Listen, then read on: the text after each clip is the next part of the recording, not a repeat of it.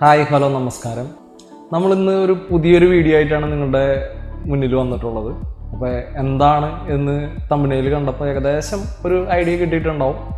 പിന്നെ കുറച്ച് ദിവസങ്ങളായിട്ടുണ്ട് നമ്മൾ വീഡിയോ ഒക്കെ ചെയ്തിട്ട്, കാരണം കുറച്ച് തിരക്കുകളിലായിരുന്നു. അതുകൊണ്ടാണ് ഇന്നത്തെ വീഡിയോ എന്താണെന്ന് നമുക്ക് നോക്കിയാലോ.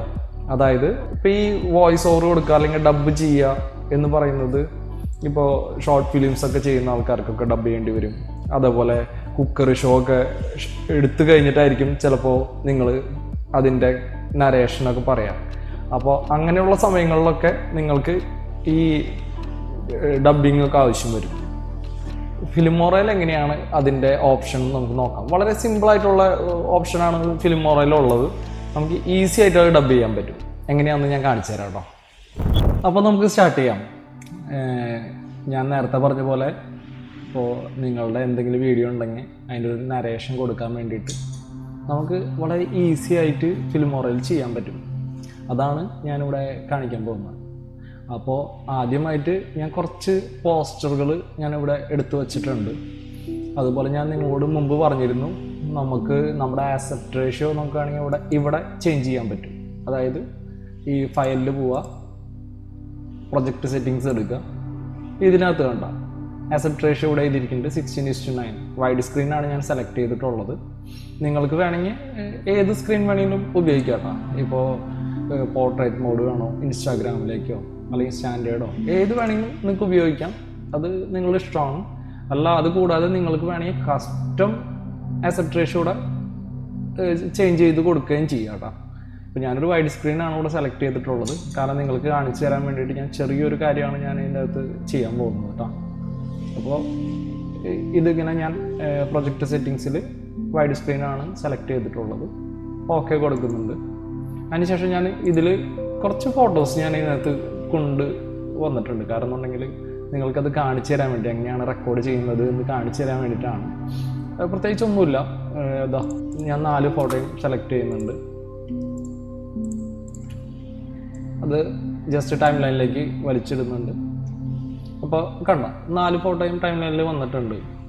ഇനി ഞാൻ ചെയ്യാൻ പോകുന്ന കാര്യം എന്ന് പറഞ്ഞാൽ ഇതിനകത്ത് എങ്ങനെയാണ് വോയിസ് ഓവർ കൊടുക്കുന്നത് എന്നുള്ള ഒരു ഇത് കാണിക്കാം. എനിക്ക് ഒരുപാട് ഡബ് ചെയ്ത് ശീലമൊന്നുമില്ല. നിങ്ങൾക്ക് വേണ്ടിയിട്ട് ഞാൻ ചെറിയൊരു നരേഷൻ കൊടുക്കാം ഇതിനകത്ത് കേട്ടോ.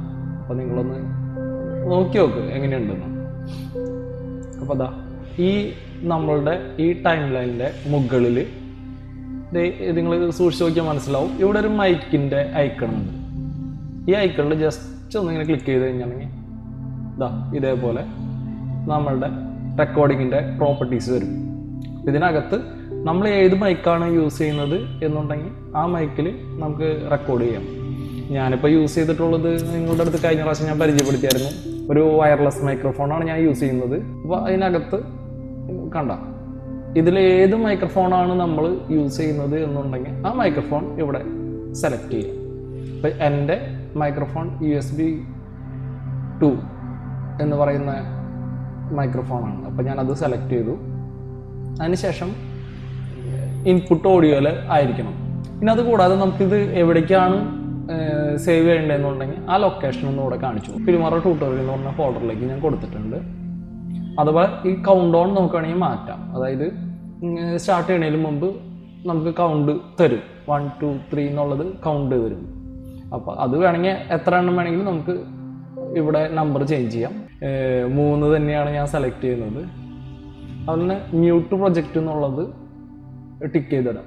കാരണം എന്ന് പറഞ്ഞാൽ ഈ പ്രൊജക്റ്റിനകത്ത് എന്തെങ്കിലും ഓഡിയോ ഉണ്ടെങ്കിൽ അതൊക്കെ മ്യൂട്ട് ആവാൻ വേണ്ടിയിട്ടാണ് മ്യൂട്ട് പ്രൊജക്റ്റ് ടിക്ക് ചെയ്തിടുന്നത് കേട്ടോ. അതിനുശേഷം ഈ റെക്കോർഡ് പ്രസ് ചെയ്താൽ മാത്രം മതി. ഇപ്പോൾ ഈ റെക്കോർഡ് പ്രസ് ചെയ്ത് കഴിഞ്ഞാൽ ഓൾറെഡി നമ്മുടെ നരേഷൻ സ്റ്റാർട്ടാവും. അപ്പോൾ അതിക്ക് മുമ്പ് ശ്രദ്ധിക്കേണ്ട ഒരു കാര്യം, നമ്മളുടെ ടൈം ലൈനിൻ്റെ സ്ലൈഡർ എവിടെയാണ് ഇരിക്കുന്നതെന്ന് നോക്കിക്കൊള്ളു. നമ്മൾക്ക് എവിടെയാണോ നമുക്ക് റെക്കോർഡ് ചെയ്യേണ്ട ഏരിയ എന്നുണ്ടെങ്കിൽ അവിടെ കൊണ്ട് വെക്കണം. ഉദാഹരണം പറഞ്ഞുതരാം.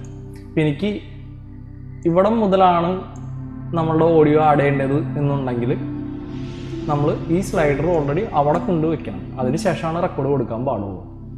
അപ്പം എനിക്ക് സ്റ്റാർട്ടിങ് മുതൽ വേണം എന്നുണ്ടെങ്കിൽ ഞാൻ സ്റ്റാർട്ടിങ്ങിൽ കൊണ്ടുവച്ചിട്ടുണ്ട്. എന്നിട്ട് ഞാൻ ഇതിൻ്റെയൊക്കെ സൈസ് ഇത്തിരി കുറയ്ക്കുന്നുണ്ട്. കാരണം എനിക്ക് പ്രത്യേകിച്ച് അധികം ഒന്നും പറയാനില്ല, കുറച്ച് കാര്യങ്ങൾ പറയാനുള്ളൂ. അപ്പോൾ അതുകൊണ്ട് ഞാൻ ഈ കാണുന്ന ഫോട്ടോസ് ഒന്ന് ചെറുതാക്കുന്നുണ്ട്.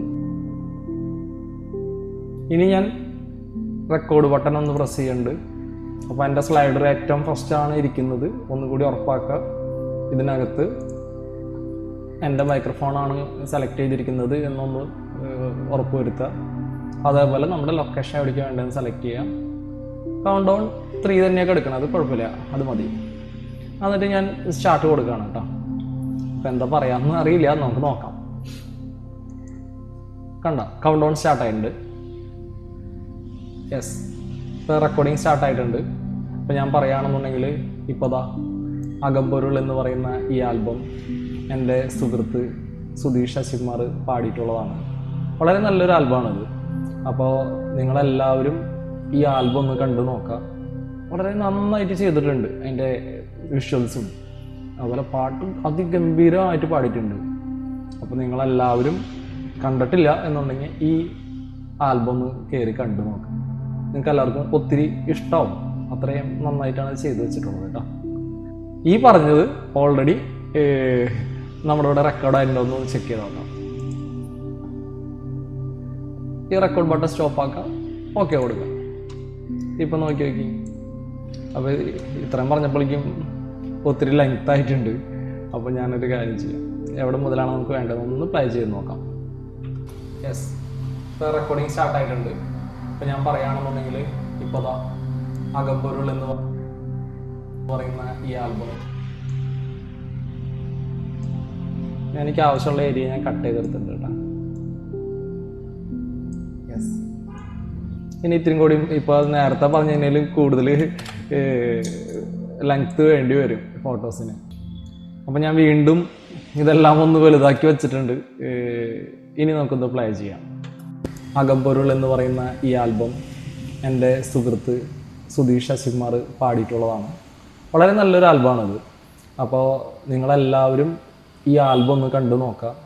വളരെ നന്നായിട്ട് ചെയ്തിട്ടുണ്ട്. അതിൻ്റെ വിഷ്വൽസും അതുപോലെ പാട്ടും അതിഗംഭീരമായിട്ട് പാടിയിട്ടുണ്ട്. അപ്പോൾ നിങ്ങളെല്ലാവരും കണ്ടിട്ടില്ല എന്നുണ്ടെങ്കിൽ ഈ ആൽബം ഒന്ന് കയറി കണ്ടു നോക്കുക. നിങ്ങൾക്ക് എല്ലാവർക്കും ഒത്തിരി ഇഷ്ടമാവും. അത്രയും നന്നായിട്ടാണ് ചെയ്തു വെച്ചിട്ടുള്ളത് കേട്ടോ. എങ്ങനെയുണ്ട്? ഇത്രയേ ഉള്ളൂ. വളരെ സിമ്പിളായിട്ട് നിങ്ങൾക്ക് ഇതിനകത്ത് വോയിസ് ഓവർ കൊടുക്കാൻ പറ്റും. ഇത് ഞാൻ നിങ്ങൾക്കൊരു എക്സാമ്പിളിന് വേണ്ടി എടുത്തിട്ടതാണ്. അല്ല, നിങ്ങൾക്ക് സ്വന്തമായിട്ട് ചെയ്യുന്ന പല കാര്യങ്ങൾക്കും ഇതുപോലെ വോയിസ് ഓവർ കൊടുത്ത് ഉപയോഗിക്കാം. ട്രാവലിംഗ് വീഡിയോസൊക്കെ കണ്ടിട്ടില്ലേ? ഇപ്പോൾ അവർ പോകുമ്പോൾ വീഡിയോ മാത്രമേ എടുക്കുന്നുള്ളൂ. അതിന് ശേഷം അതിൻ്റെ എഡിറ്റിംഗ് ടൈമിൽ ഇതുപോലെ വോയിസ് ഓവർ കൊടുത്തിട്ടാണ് റെക്കോർഡ് ചെയ്യുന്നത്. അപ്പോൾ ഇതെല്ലാവർക്കും മനസ്സിലായി എന്ന് ഞാൻ വിചാരിക്കുന്നു. അപ്പോൾ എല്ലാവർക്കും വളരെയധികം നന്ദി മാത്രമേ ഉള്ളൂ. പെട്ടെന്ന് വീഡിയോസൊക്കെ കാണാം. അതുപോലെ എൻ്റെ ചാനലൊന്ന് സബ്സ്ക്രൈബ് ചെയ്യുക, ബെല്ലൈക്കൺ എനേബിൾ ചെയ്യുക. അതുപോലെ ഏതെങ്കിലും എഡിറ്റിംഗ് പഠിക്കാൻ താല്പര്യമുള്ള കൂട്ടുകാർക്ക് ഇതൊന്ന് സെൻഡ് ചെയ്ത് കൊടുക്കുക.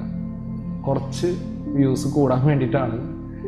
അപ്പോൾ വ്യൂസ് കൂടിക്കഴിഞ്ഞാൽ എനിക്ക് വീണ്ടും നിങ്ങൾക്ക് കൂടുതൽ വീഡിയോസ് ഇതുപോലെ ട്യൂട്ടോറിയലായിട്ട് എത്തിക്കാൻ കുറച്ച് ഇൻട്രസ്റ്റ് കൂടും. അതുകൂടാതെ ഞാൻ ഇതിൽ എഡിറ്റിംഗ് മാത്രമല്ല കേട്ടോ ഈ ചാനലിൽ നമ്മളെല്ലാം ചെയ്യാൻ ഉദ്ദേശിച്ചിട്ടാണ് ഇങ്ങനൊരു ചാനൽ തുടങ്ങിയിട്ടുള്ളത്. എഡിറ്റിംഗ് മേഖലയോടൊപ്പം തന്നെ നമുക്ക് വ്ളോഗുകൾ ചെയ്യാം ഇതിനകത്ത് തന്നെ. അതുപോലെ നല്ല നല്ല മ്യൂസിക് ആൽബംസൊക്കെ പോസ്റ്റ് ചെയ്യാം.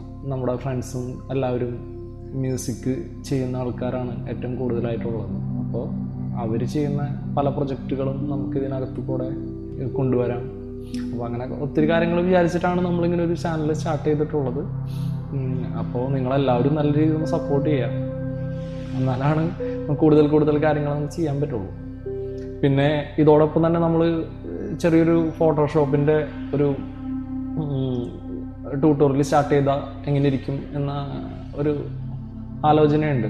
കാരണം നമ്മൾ ഈ എഡിറ്റിംഗ് ചെയ്യുന്ന സമയത്ത് തന്നെ പല കാര്യങ്ങൾക്കും ഫോട്ടോഷോപ്പ് ഉപയോഗിക്കേണ്ടി വരാറുണ്ട്.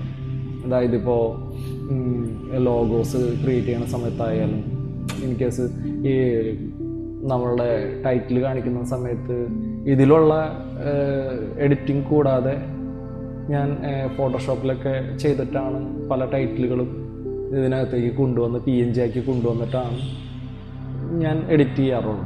അപ്പോൾ അതേപോലെ നിങ്ങൾക്കും ചെയ്യണമെങ്കിൽ കുറച്ച് ഫോട്ടോഷോപ്പും കൂടി അറിഞ്ഞാൽ വളരെ നന്നായിരിക്കും.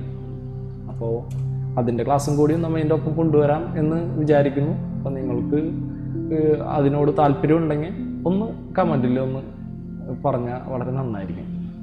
ഞാൻ കഴിഞ്ഞ ദിവസം ഒരു പോള് പോസ്റ്റ് ചെയ്തിട്ടുണ്ടായിരുന്നു. അപ്പോൾ അതിനകത്ത് ഫോട്ടോഷോപ്പിനും ഒരുപാട് പേര് വോട്ട് ചെയ്തിട്ടുണ്ട്. അപ്പോൾ നിങ്ങൾക്ക് താല്പര്യം ഉണ്ടെങ്കിൽ പറഞ്ഞു കഴിഞ്ഞാൽ നമുക്ക് അതും കൂടി ഇതോടൊപ്പം തന്നെ സ്റ്റാർട്ട് ചെയ്യാം. അപ്പോൾ ശരി, എല്ലാവർക്കും നന്ദി.